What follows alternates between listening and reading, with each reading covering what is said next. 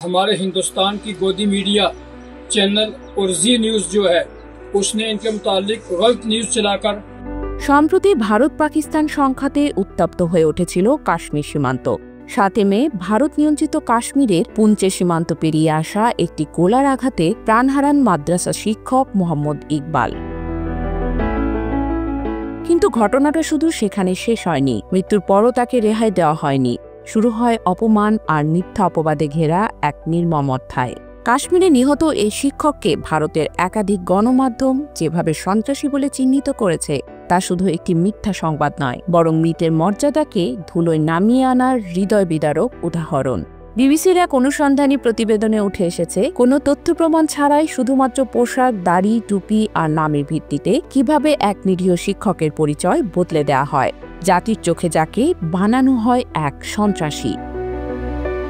মোহাম্মদ ইকবাল পুঞ্চের একটি পুরনো মাদ্রাসায় 2 দশকেরও বেশি সময় ধরে শিক্ষকতা করতেন।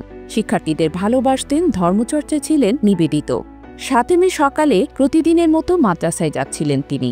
সেখানেই সীমান্তের ওপার থেকে ছোড়া গোলার আঘাতে মৃত্যুর কোলে ঢলে পড়েন। কিন্তু তার মৃত্যুর কয়েক ঘন্টার মধ্যেই ভারতীয় কয়েকটি টিভি চ্যানেল খবর ছড়ায় এক সন্ত্রাসী নিহত হয়েছেন। সঙ্গে দেখানো হয় ইকবালের ছবিও। অভিযোগ তোলা হয় তিনি নাকি পাকিস্তান ভিত্তিক একটি জঙ্গি সংগঠনের সদস্য ছিলেন। বিবিসি জানায়, ইকবাল আহমেদকে সন্ত্রাসী বলে বর্ণনা করে খবর দেখিয়েছিল জি নিউজ, এবিপি এবং নিউজ 18 সহ আরও কয়েকটি চ্যানেল।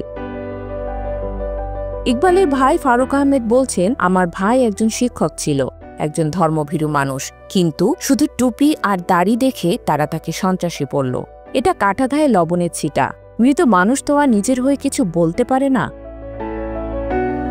এই ভুয়া তথ্য এত দ্রুত ছড়িয়ে পড়ে যে পরদিনই পুঞ্চ পুলিশ বিবৃতি দিয়ে জানায়, ইকবাল আহমেদ একজন সম্মানিত ধর্মীয় শিক্ষক ছিলেন এবং কোনো সন্ত্রাসী গোষ্ঠীর সঙ্গে তার কোনো সম্পর্ক ছিল না। তবে ততক্ষণে যা হওয়ার হয়ে গেছে। দেশের কোটি কোটি মানুষের সামনে মিথ্যা পরিচয়ে তাকে উপস্থাপন করা হয়েছে। বিবিসি বলছে, এ ঘটনার সময় একের পর এক ভুয়া খবর ছড়িয়ে পড়ে গণমাধ্যমে ও সোশ্যাল মিডিয়ায়।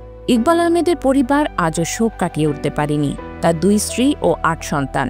তারা এখন শুধুই ভবিষ্যতের অনিশ্চয়তার দিকে তাকিয়ে।